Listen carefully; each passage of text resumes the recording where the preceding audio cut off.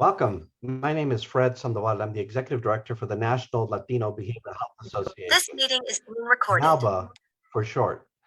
Thank you for joining us today for our Plática called Tenemos Voz. We have a voice on Latino peer recovery. With me today is our esteemed co-host, La Comadrecita Melissa Montaño, who is with the Office of Peer Recovery and Engagement. She'll be introducing herself here shortly. NALBA is a nonprofit agency dedicated to the well-being of Latinos, families, and communities in New Mexico and across the United States. Our mission is to address the disparities and the barriers affecting the behavioral health of Latinos. Today, we're excited to present our Pláticas series called Tenemos Voz on Latino peer recovery and the journey of hope and transformation. Plática is the Spanish word for conversation. So today we're having a conversation.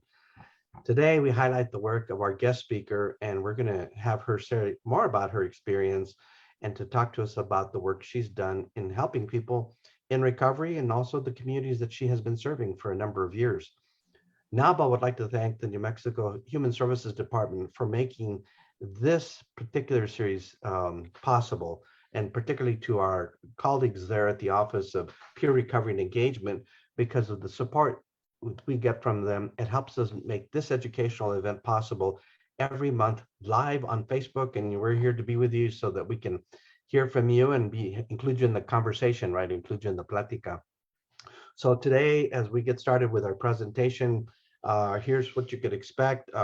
We generally invite presenters so they can talk about their experience, the work that they're doing, how this relates to recovery, what resources are available for people that they share, use, and can make available. And we can do some of that today. And we also want to make sure that we ask questions about it.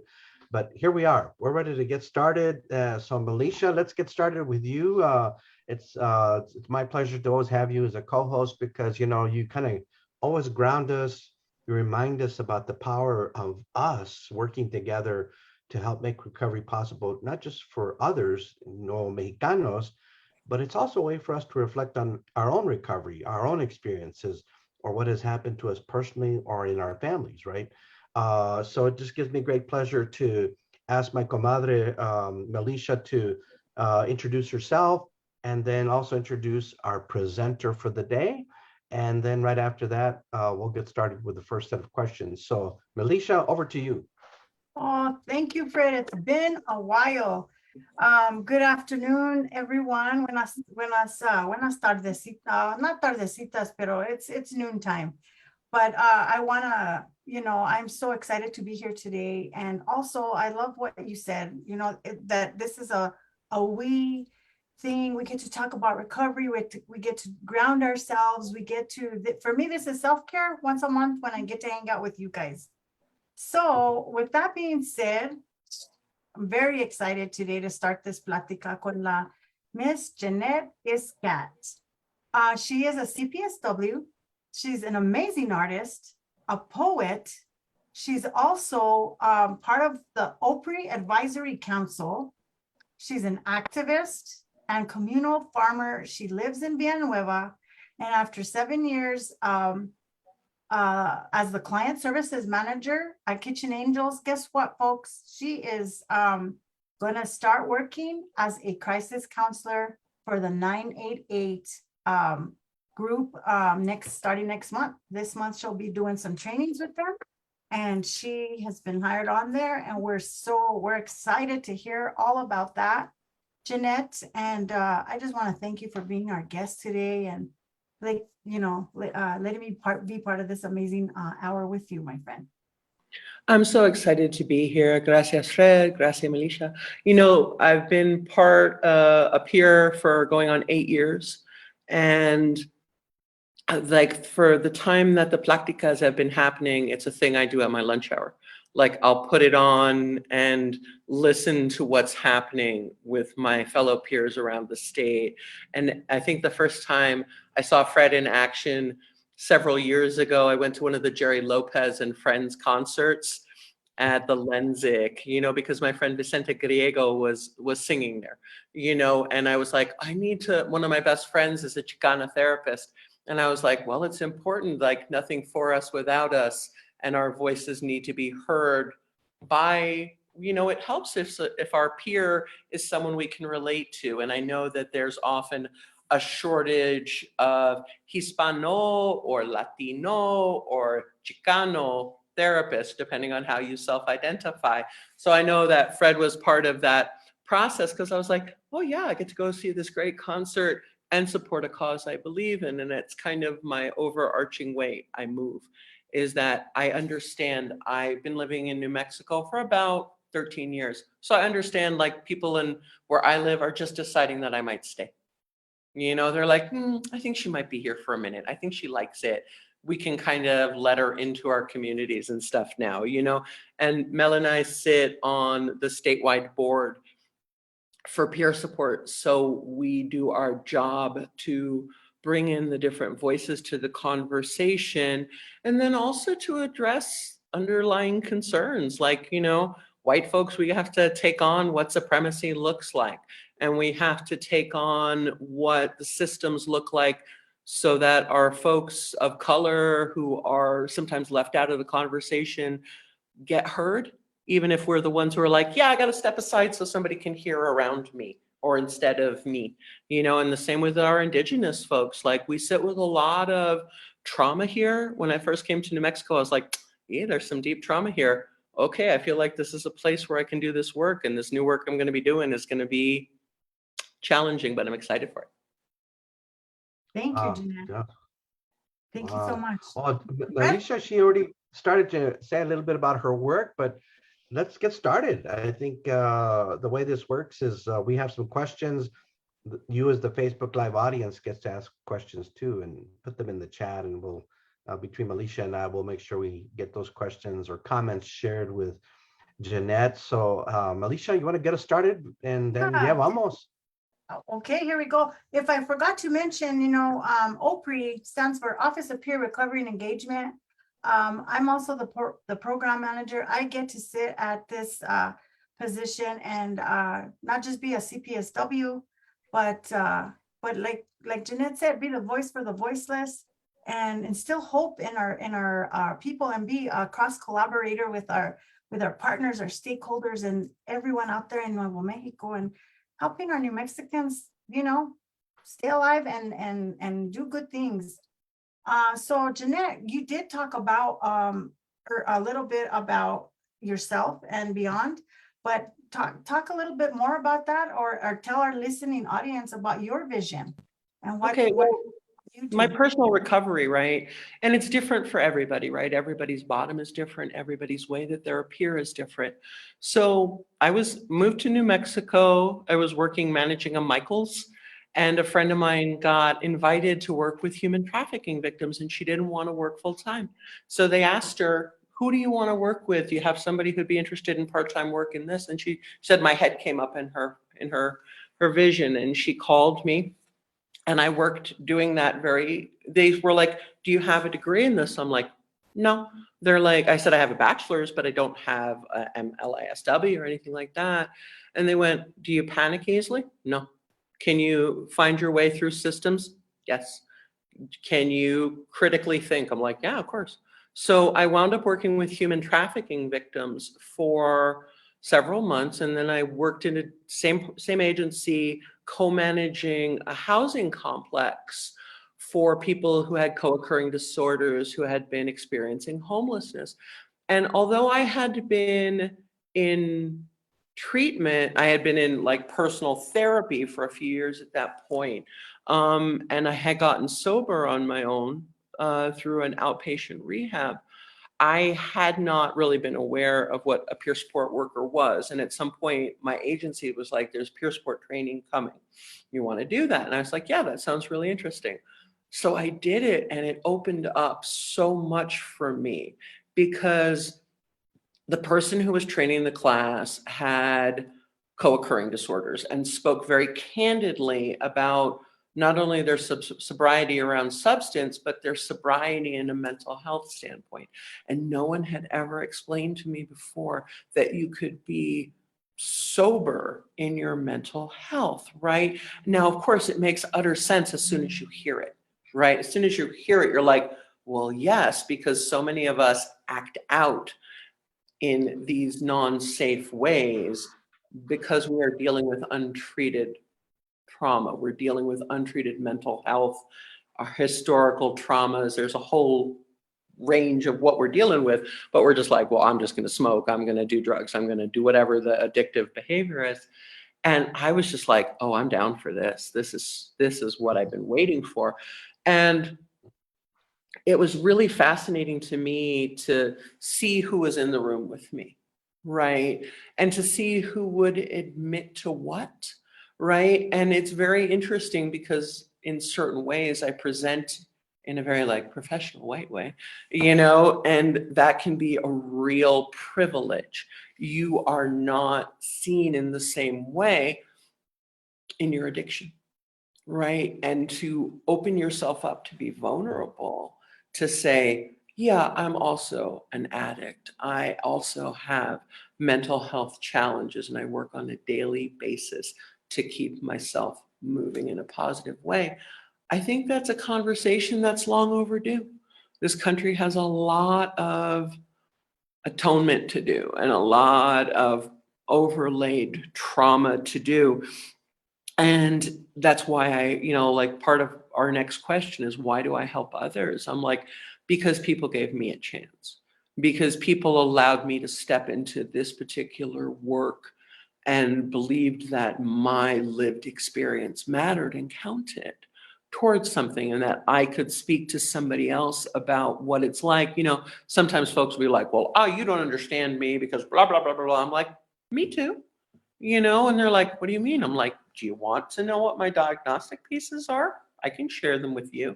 Like, it's not the sum total of who I am, but it's who I am, right? And I think that it's important for us to acknowledge that we can be really valid in the workforce. And because we are transparent, or at least translucent around some of our lived experience, right? Then people could be like, oh, okay, you understand what complex PTSD is like. All right, you have that lived experience. And you're like, yeah, I hold sobriety too. Again, not the sum total, but I live in a rural area and I see how little care there is. I see how little resources there are. And I want to do my best to level playing fields for everybody, to be equitable for everyone. I love that, Jeanette. Being professional is amazing, but you can also wear your heart on your sleeve and in your workspace, right? Yes. So thank you for setting that tone for today. It's beautiful. Fred? Yeah, I was putting myself in Jeanette's shoes when she was talking. And the reason I was doing that was because I've had a chance to hear Jeanette, express a lot of her perspectives and her comments through these pláticas, and that's so important because she helps to influence other people, and other people who are interested in recovery and people who are continuing that path and that journey. But here's how I put myself in her shoes, and I think she's certainly the right person to do this with, right? Because she lives in a place called Villanueva. So I want to let me describe that area just a little bit, because one is, imagine being Jeanette in a place called Villanueva, New Mexico. Okay, it's the word rural is particularly significant, right? Because one is, it's a little town, truly a village. It's a little village made up of families, right? And these families have been there for literally hundreds of years. So what happens, these are all extended families, right? So these are all the great grandchildren of who used to be the ancestors that have been there for a very long period of time. And as she was so kind to describe earlier, along the Pecos River Valley, comes right out of the Sangre de Cristo Mountains, known as the Rocky Mountains. And in this river valley are people who live in agrarian lifestyles, gente de la tierra, people of the land, right? And not just the Latinos, the Hispanos. We'd like to refer to them as Hispanos, right? And the reason why is because we have Hispanic ancestry, and very proud of it, right? And proud of that heritage. But the point being is, so she lives in an area where she would be seen as an outsider. She'd be seen as a gawacha, or she'd be seen as someone who is this person? ¿Quién es esta mujer? Who is this lady? But she brought to that space a person who's genuine, authentic. She's herself. She has a passion for all the things we have, a passion for cultura, right? La música, el baile, el arte. And then she has this emotional aspect to her, right? She's caring, empathetic, loves people. I mean, if you describe a Latino, you'd be using all those same words, right? So she's talking about the commonalities we all have amongst us, despite the fact that we come from different diverse cultural backgrounds. All of that to say is that that experience has got to be unique, Jeanette, because mira, Villanueva is right along the Pecos River, right? And so there's a lot of farming and work that people are doing. It's very traditional, and you have that in common, right? And now people have accepted you, right? You become part of the community. That says something, because in Nuevo Mexico, particularly in northern New Mexico, when you're accepted, that means you're a safe person. You're not there to take, you're there to share, to give, reciprocate. Those are all traditional Latino values, right? But what is that experience like for you? Because here you are, a helper, a healer, a peer support worker, in this term that we're now using, but it's really you. This is your sense of giving to others. And what's that experience got to be like, right? Because I put myself in your shoes for about 40 seconds, but I can't imagine what that's like for you. Well, and it's funny too, because people can't see my size, right? So, soy la grandota en el valle, okay? Soy la grandota, I'm 6'3", right? So I'm very, very visible. And I often joke like I'm the biggest person in many ways in the county of San Miguel, right? And part of the way that my ability, when I first moved out, I was married and my husband was Mexicano. And when I moved out with Jesus, everybody thought he was Indio. And because he is part Indio, as are all Mexicans, right? Everybody has indigenous ancestry, as do all of the Hispanos. But the interesting part, right, was we came from East LA, right? So we moved from Boyle Heights to Villanueva, or actually to Coruco, which is behind Ribera, right? Tiny, tiny places. And we would go someplace and they would ask him, with his waist length black hair, where are you from? And what tribe are you? He goes, soy mexicano. And they'd be like, no, you didn't even say you were. He's like, ¿por qué no? Soy mexicano, right? Like he was very proud of being Mexican.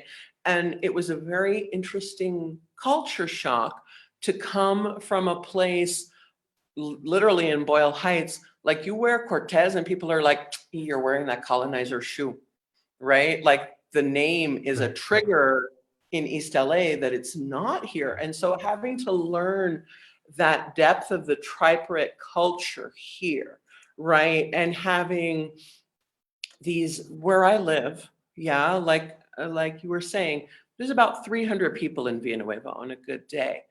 But the thing that I do, and this comes from when I was in Boyle Heights, I was part of a space called Corazón del Pueblo, which was the community center in Boyle Heights, right? And I got to meet the Mujeres de Maíz and work as an accomplice with them and learn a lot. And I'm still learning, there's such an overlay of white supremacy in even our most innocent interactions that you have to be aware of your own privilege. And that's been a steep learning curve because, I've had my moments of white fragility where I'm just like, I'm a nice person, and I am. But I also have to understand where my privilege sits. I have to understand where I sit and what I can do and what I can't. And then, we have a farm where I live, okay? So our farm is intended eventually to be in a land trust. Our executive director, because we have our own nonprofit, it's called Buena para Todos, is she herself, she's got all 4 of the right last names. So she is also a Sandoval, Yvonne, right? And, she's also Dene and Pueblo and Apache and white and Hispano, right? So she encapsulates everything that the average New Mexican could be, right? And we have to sit with the damage that was done with the incursion of colonization on indigenous folks. Very few people out where I live will identify, because there was punishment for that, right? There was punishment for saying you were indigenous. And then there were the land grabs with the Santa Fe land grab. And I think part of it, to come in and gain people's trust, is to come in with the gentification as opposed to gentrification, right? I don't want to change much about where I live. I just want people to have what they need, right? I want them to have free, clean water. I want them to have non-GMO seeds. I want them to have a way to make a living where they're at. I want them to have what, and I want me to have that too, right? I want all of us to have that. I want us to live, not to survive. You know, I'm pretty militant in my politics, and they sit around like some very change-based actions, but I hope that I model what I want to see. I'm not like asking somebody else to do anything that I personally wouldn't do. You know, we were talking before we came on camera that you've been a supporter of my current job, Kitchen Angels, and I'm the client services manager. I manage about 190 clients on a daily basis here. You've been supporting our agency for, you know, the 30 years it's been in business. We work in partnership with the Food Depot. So as an example of something I might do, for every month that I've been here, twice a month, I drive through our food pantry from the Food Depot, fill my car up with groceries, drop them off to my neighbors who I know are struggling, and leave them at the post office in Villanueva. And I'll put a couple of posts up on Instagram and Facebook, and I'm not kidding you, we have people driving up while I'm still offloading my car sometimes. So I know that they trust me enough to show up when I say something is happening. And we are going to start this week, the community center, which is about maybe a quarter of a mile from my house, is going to start grocery distributions for my neighbors. No income cap, no paperwork. And those are things that I've advocated for here, like my job, Kitchen Angels, sin papeles, that's not a problem. I'm not going to ask you for your ID. I'm not going to ask you for your income except as aggregate data. So you can't make too much money for us, which I'm very proud of. And you don't have to show me that you're anything to get services with us. And I expanded the program to really include mental health. We feed people who are homebound. I expanded the program to say that bipolar is equal to cancer in terms of your capacity sometimes to take care of yourself, right? If you are in a major depressive episode, you can't get up and make a meal. This is real, right? But because it's invisible, people are like, well, they have cancer. I can be sympathetic to that. Oh man, they're axis 2. I can't be sympathetic to that.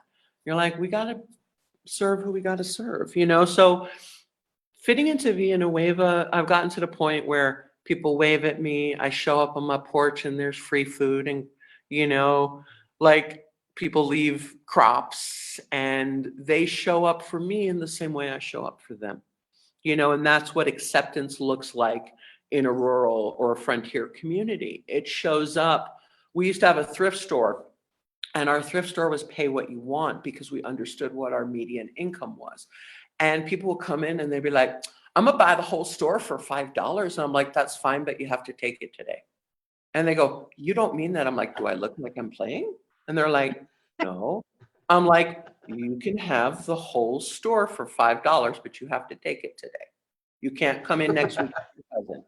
And then sometimes I would see those same people at the flea market reselling what they bought, and they would get ashamed, right? Like, oh, hey, I'm like, your hustle is your hustle. You have to pay the bills in a capitalist economy. Cool.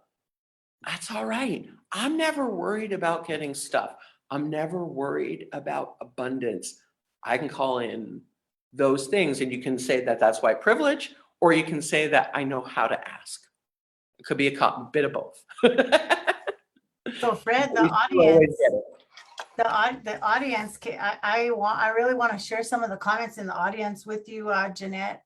So Miss Iris Gonzalez at the beginning said that what an excellent story that you shared. And Mr. Alfredo Santiago says lived experience. And yes, you know, plenty of, oh my gosh, a lot of it here today. Nathan, our training coordinator said, very interesting, Jeanette. Thank you so much for sharing your wisdom, thus far, and what a great conversation, Jeanette. Thank you for all that you do. Your heart is just shining today for reals, and I will back that up with him. You're a pillar of strength in our state. You're gonna do great at 988. And Miss Iris, I loved what she said. Excellent insight and understanding about your white privilege. That is admirable, and that is what helps folks connect, right? And it's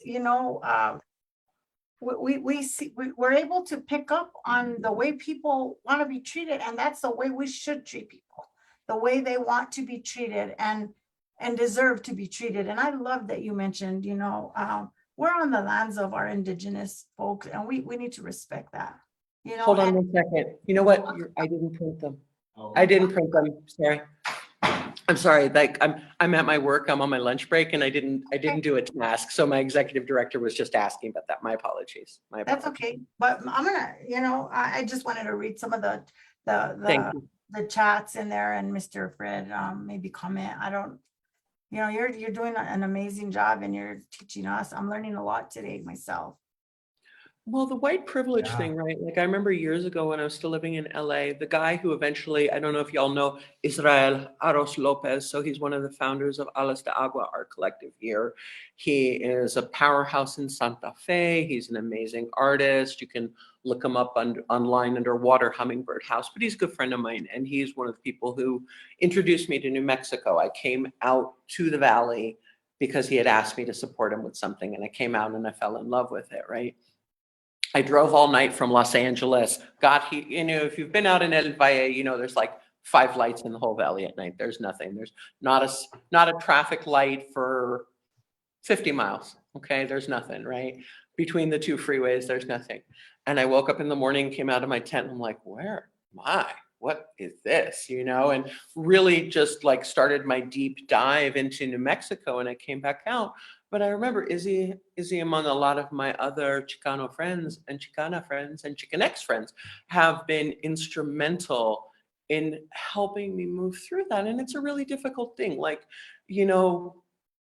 being invited into indigenous spaces, being invited into Black spaces, queer spaces, depends on what you're not and the space that you're invited into, right? Like being invited into safe spaces. Right. Or spaces where you could come in and wreck the joint if you're not paying attention, right? And you have to hold a lot there, but it's kind of a mirror because for a really long time, that was what was expected of folks of color, right? Like you're going to show up and you're going to be the Black person in the room or the Latino in the room. And what does that feel like for you? So it's kind of a mirror for that. Like you have to understand you're being trusted enough to come into this space. And then you get to hold, if you do it well or correctly, you get to have those relationships. Most of the people I know who've come to visit me in Villanueva, I know from Boyle Heights. And I know from going to protests about some really racist laws. So most of the folks who visit me in Villanueva are from, LA, and they're like, girl, how did you find this? I'm like, it found me, or I stepped into it and it resonated with me. But I grew up all over the world. My dad's an immigrant, or a settler, if you would prefer that terminology. He came to the US in the 60s. And I grew up with a grandmother who never spoke English, so my first language is actually Austrian German, und ich habe schon Deutsch, aber so wie ein Kind, I know what it's like. And so it's like I have German, but as like a child does, right? So I know what it is like to have a grandparent who can't navigate systems because they can't speak the language and you have to be the translator for them. And when I was in LA, and I would do a lot of ally work through self-help graphics and doing print work around some of the racist laws that were coming out in California about immigration, or I would do stuff with DACA people, and I would be their ally walking into spaces in Los Angeles saying, how do you feel about undocumented folks being able to gain citizenship. And I would just be sort of the person who would be like, I'm that person who should, theoretically anyway, not approve of this. And here I am, and I'm this ally for it. So you develop your rapport. But now with like that thrift store, it's been years since we had that thrift store, years. And I'll be in Albuquerque, I'll be in Vegas, I'll be in Santa Fe, and people come up and they're like, I remember you did that thrift store. That was good. But we were also talking about capitalism, talking about resources, because we initially had a store and we'd be like, a skirt should be $1, a skirt should be $10. And we're like, we live in a poor place, right? Right. Shouldn't we Yeah. make it so people can come in and tell us what they have? And we were across from this really good restaurant called La Risa. It's no longer open. And people would come out, and La Risa was good, but slow. My goodness, so slow to get a meal. So people would come over and shop, and we paid our rent every month. Some of the collaborative members would help, but we paid it because some people would pay $1 for a garbage bag full of clothes, but some people would pay $20 for a pair of jeans because they understood what they were sporting. And that's it. We have to like lift each other's boats, Yeah, and that's you know, what you, peer supporters do. yeah, Absolutely. you describe, really what we all have in common, right? In terms of values and beliefs, right? And what's powerful about it is that you've described already in this 30 minutes we've been talking about things that we have in common, right? Mhm. So I'm going to kind of show you the cultural connection between what you've been saying and then Mhm. how we interpret that here in northern New Mexico, right? So I'm going to use Proverbs as that kind of Mhm. mechanism for connecting your story to how you interface and engage with the Latino community, as a for instance, right? So there's 3 Proverbs that came to mind when you were talking today. Mm. Now, I'll say them in Spanish and then I'll say them in English, right? Mm. So that everyone gets the benefit of what we're saying. So there's one that says, cada cabeza es un mundo, right? Mm. Each mind is its own world, right? Mhm. And so what that means is this is our worldview, right? It's based on our views and our beliefs. But that's the beauty of the work that you're doing, right? Is you yourself in your own mind are basically doing what? You're describing your role in this space, in this area that you now live in, right? Whether it was here or California or anywhere else for that matter, wherever you are, it's you bringing yourself to live in that space. And in the space that you're in is a collective space, right? Because we believe in community and in family. So there's already some of that connection between us, I, and the we. The second one came to mind is called Uno es el arquitecto de su propio destino. Mm. One is the architect of their own destiny, right? And recovery is in large measure a description of that, right?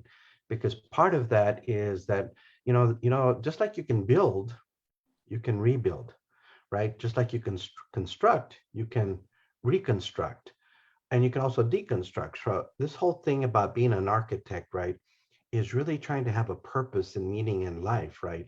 And that's important because what you're saying is you want to be of service, be of aid to others, right? And that's a very compelling experience for anybody to want to be of service to others. And then the last one, I think you, at the end there, you touched on it, and the Spanish proverb is una mano lava la otra y las dos lavan la cara, right? So you're role modeling exactly how one hand washes the other and both hands wash the face, right? So here's how culture actually connects us, and here's how culture informs us, right? So just as you started off talking about how trauma informed your understanding of our experience, culture does the same thing. How do we help train peer support workers who may never have been to New Mexico, right? And you gave a great example going from Boyle Heights, right, which is pretty ultra Mexican American, right? There's, I think, probably how many? There's probably 5 million Americanos living in LA, right? To a Yeah. little place called Villanueva, right? Mhm. Where you probably don't have anyone who identifies as Mexican American as much as they do Hispanic American or Hispano.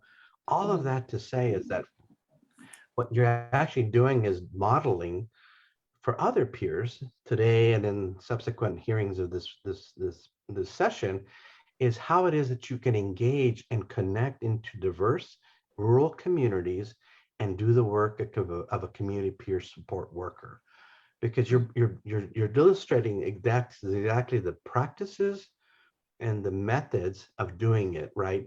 And you're offering that, and you're doing an educational session just as a result of all that. So I'm really cool about how you've done this, right? Is that Yes. you're just laying it out there, and then we get to hear it, because part of what has happened in our country is we no longer have effective ways of talking about how we culturally can interact and communicate and be able to serve and be of benefit and support to each other. So Jeanette, we're so excited that you came for us to this session today, because I just knew you would really bring a perspective we haven't heard in this Tenemos Voz version, because part of that is you are part of the community voice and you are giving of yourself, right? So Melisha, what do you think? I mean, this has been like really cool, right? You get to Yeah, and experience this. yesterday I looked at Nathan. We were at a conference, and and I said to him, you know what, Nathan, we are the CPSWs in New Mexico are a culture in itself. So you're talking about cultura right now, culture, Jeanette, and we are that. We're part of something so much bigger, and the mission that we have and the vision for, not just to give back to the people that we get to work with, but for our communities. Because you can have the clients that you see at work and all that, but then you carry that into your homes, we carry that into our communities. You don't even know the excitement that I get when I get to, because I'm born and raised in, I was raised in a rural area like Villanueva, one blinking light in Tierra Maria, the Mhm. 4-way stop. We've got the Escalante Lobos out there doing the thing now in the fall, playing their games. And the other day, I got to spend some time riding my bike up to Cumbres and Alamosa and those little areas right there, and with my sisters, with my girls that I do my self-care with, and but earlier that morning I got to have some coffee with my father, early, because they wake up at the crack of dawn, and I got to share with him, stories of my recovery over here in Santa Fe and the people that I get to work with in the conferences that we've been to. So, we sharing our successes as women and men in recovery, is just, it's amazing. And you're getting to share that with a community of folks that know you already, and the interaction that you have with these people, Jeanette, and with New Mexico right now is we're put in places and at times in our lives where we're needed without even us asking.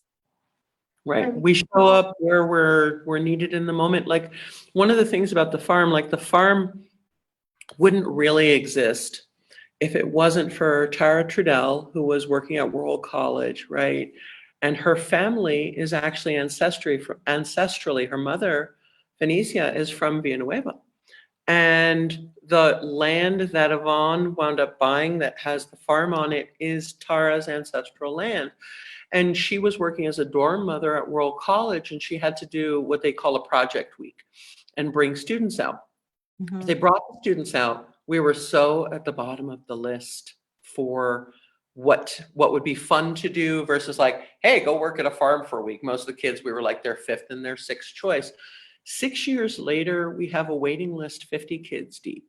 Wow. And the kids we attract tend to be the BIPOC and queer kids, because they understand we're going to accept them. We're going to be open-hearted to them, Yes. that we're going to offer them really good food, whether they're regular veg or vegan. We're going to cook them something yummy, and we're going to have a beautiful time, and we're going to go swimming in the river, and we're going to work in the garden. And we're going to have them plant trees. And it feels like all of us right now, it's almost like we are the weft and the, when we're weaving, we have the different directions that come in. We are binding this tapestry, right? Part of my work in Santa Fe has gotten me to meet beautiful people like yourselves and other folks in the community and create those relationships. Those relationships are going to stay, like, doesn't matter where I am, doesn't matter where you are. We have, and COVID has emphasized that with us, right? We are now seeing that we can maintain relationships through these distance. But next Saturday, I'll probably have somewhere between 5 and 15 students come out on Saturday, the Saturday before I start my new job. And I'm going to be taking care of my friend's kid because she has to go get some health care taken care of. But they're going to be helping me prep the beds for winter. And we're going to talk about vibrational healing. We're going to talk about why we work with the land. We've talked to them about the acequia culture. We've talked to them about land grants. We've talked to them about land grabs. We've talked to them about the Dene long walk that went through the Pecos Valley. We try to hold all the layers of history, not just ours, right? Not just what the white perspective is, or not what just the Chicana perspective is. But we have a couple of folks in the Valley who will identify as deeper than Hispano. They're like, my ancestry includes the indigenous people who were moved from the Pueblo. My people, we document it year 8 generations, but we go deeper. And we're starting to see like the Genisaro Nation self-identify, right? So Genisaro are people who were indigenous slaves, who had a mezcla of indigeneity, Hispano, settler, colonizer, and have to hold what is often ignored, So one of our young friends, Lupe, grew up in the Valley, and when she graduated from World College, she's like, soy mexicano, soy hispano, soy hispana, soy genisara, right? And to see those reclamations is like, you have to also have the youth be your mentors, right? You're not doing top down. You're like, what are these kids from all these different countries?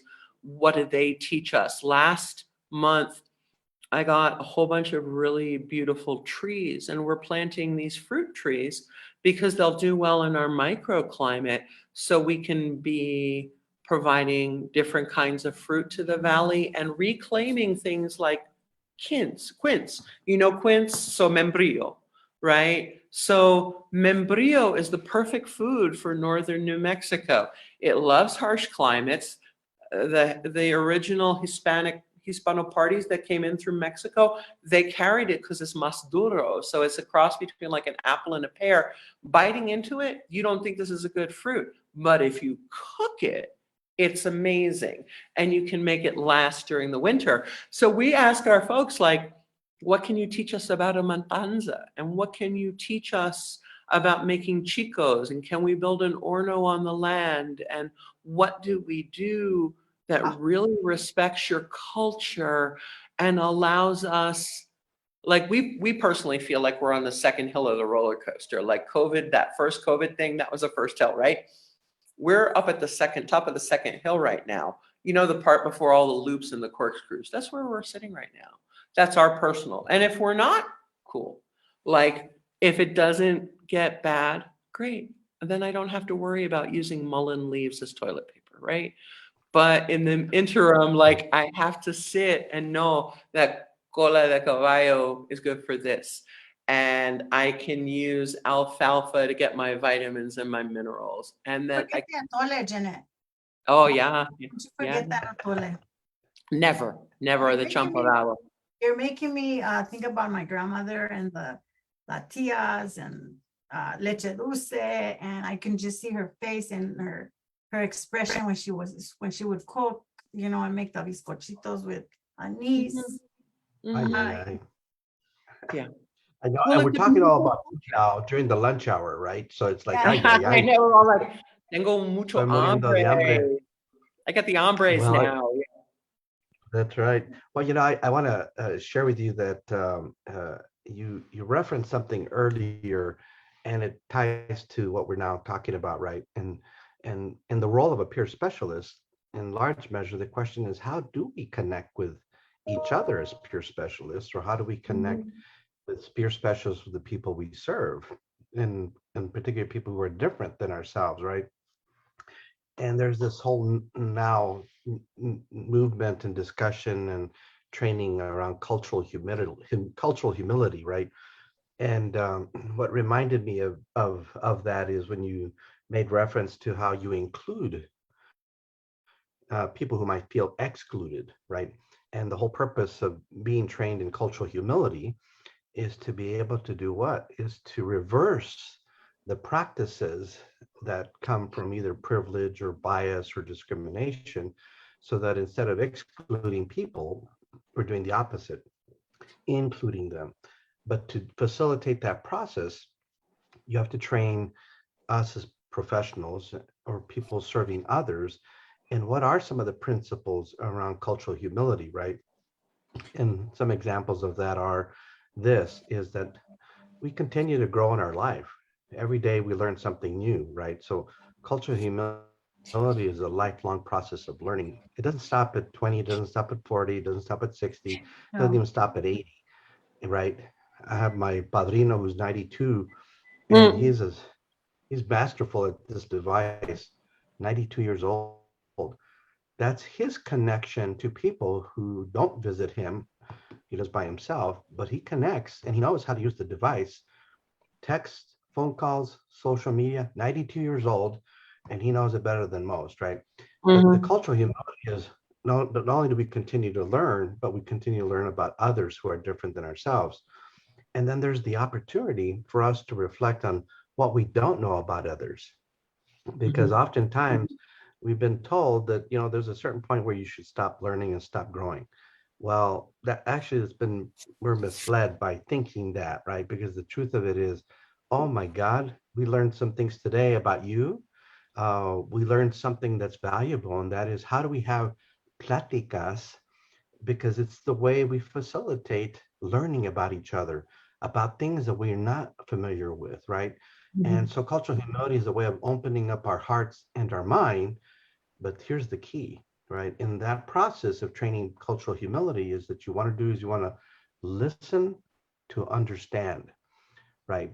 Because what we experience in America is we're tuned in, we're trained to try to get to the bottom line. Okay, so what's your point? And so we forget the purpose of meeting and depth and the person, and we lose sight of ourselves. And I think today you've helped us to really give value to how peer specialists can be trained to do these very things to help ensure that we can serve people who are different than ourselves, and appreciating and honoring our own identity, right? Whatever it is we call ourselves, whatever label, because there are differences and we should take great pride in it, because we often were told not to take pride in it, or it was suppressed or oppressed. And so this has been just for me very phenomenal to really have this conversation, because we're in a safe place. We can Mhm. actually have this conversation as colleagues, ¿verdad? Porque aquí estamos de iguales, right? Todos somos iguales, right? That's a Sí, claro. principle and a practice that, quite frankly, is very suitable to serving people in New Mexico. So, Malaysia, those are kind of my takeaways from what's been happening in this conversation. It's been very moving So, for me. yeah, it's been really comfortable, and just like I'm telling you, this hour has grounded me for sure, because we're bombarded with a lot of meetings during the day, and what an amazing hour to just reflect. You allowed me to be able to do that. You brought me back to family. You brought me back to what peers, what our role is, and that's to have the human heart lead us to help others with no boundary. I mean, like, with no not boundaries, but with, of course, boundaries, but with love, with a humanness, because they will pick up on that. Mhm. Not just clients, our families, our encounters, where we're at, where we stand, how we stand, how we interact with people, how we, like, greet. I remember being taught at a very young age by my abuelita, who passed away at 3 months shy of 100, who I'm just holding. I always have to have my peace with me, which she gave me a long time ago. And this bracelet is almost 90 years old. She had it when she wore it when she was about 15. And she saved this, and I am the recipient of so many of her creations. This and blankets and stuff, because she was a quilter too. But she said, always listen and speak to your neighbor, whether you're in a room, at home, when you talked about the food on your thing, on your porch, all of that. And my parents are the same way. So I think I get to bring this in my peerness, Yeah. and the peerness shine through today. And that's what we do in our work. When I was in LA, the Mujeres de Maíz did a couple of mercados over at Homeboy Industries, right, where Father Greg Boyle runs it, right? Oh, When you meet him, he shines, his heart is so huge. And, I used to go to the Homegirl Cafe, and, you'll see people in various stages of training, right? And one of the things that I've always thought about, like the folks who wind up eventually at Homeboy, right? A lot of times the kids who wind up in gangs are the kids who just really need the most love.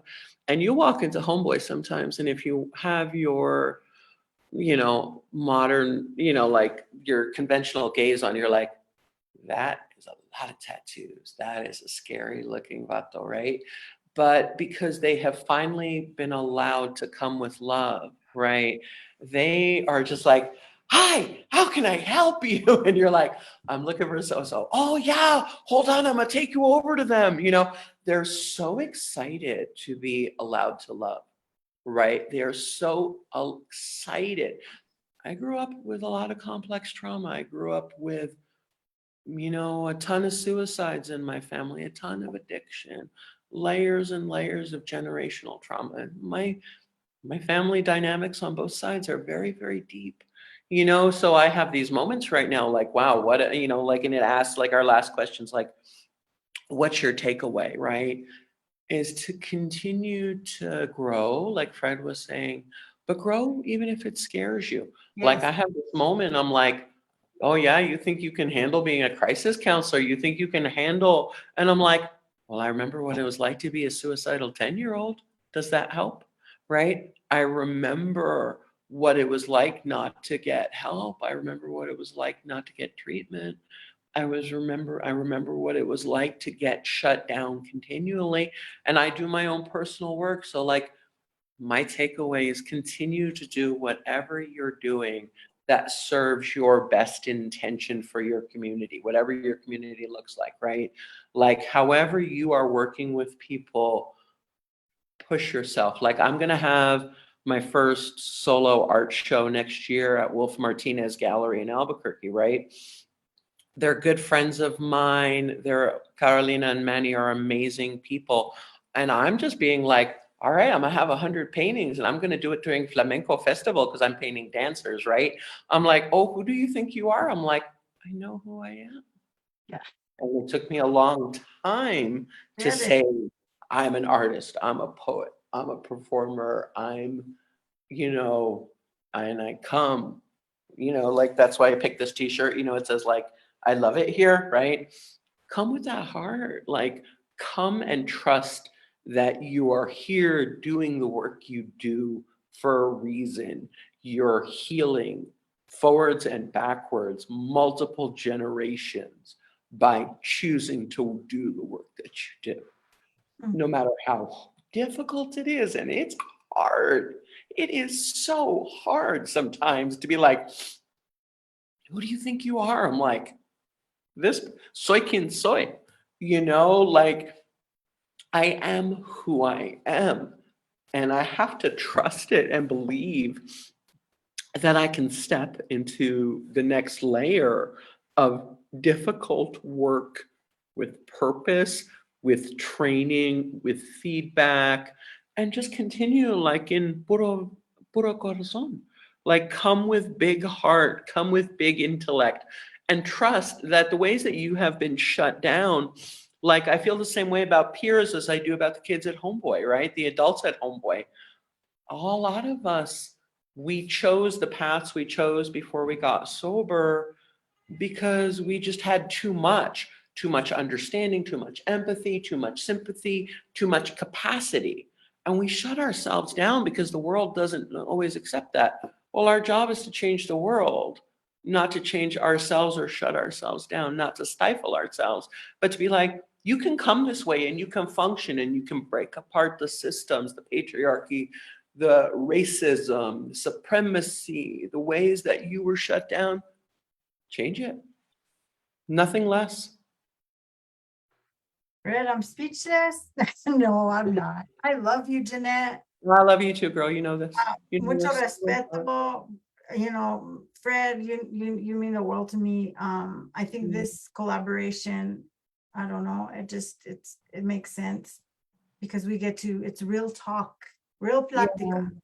Todo en la mesa, Mhm. you know? That's right. Yeah. And the realness of this is really humanity, systems are constructed, and programs and agencies and institutions, and they're oftentimes not mature enough or sophisticated enough to understand the humanity in each one of us.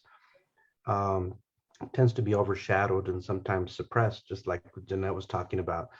So how is it that we, los tres, as the three of us here, how do we continue to press on? How do we continue to advocate? How do we continue to help the system learn how to do what it's supposed to do better? Because oftentimes these things were designed with a different outcome in mind, right? Not much different than, let's say, a women's transitional program. Well, many of those models were designed for men, not for women, right? So it's not going to be designed for women. So we have to redesign, we have to redevelop, reprogram. And that's our job, right? Is to help really change these systems so that peers can be included, so that we can actually have systems that are inclusive. And we have people like Jeanette and of course, Melisha, you without saying it, is that you're in a role to help influence, right? So our advocacy role, inform, educate, advocate. And in fact, we could probably think of a program called RICES, right? Where, it's restore, advocate, incite, excite, and serve, right? RICES, right? The whole idea is how do we inspire la gente, right? Because we all struggle, right? And until society ever comes to that point where we all understand that we all struggle, some more than others, but then those who struggle less can be of service to others.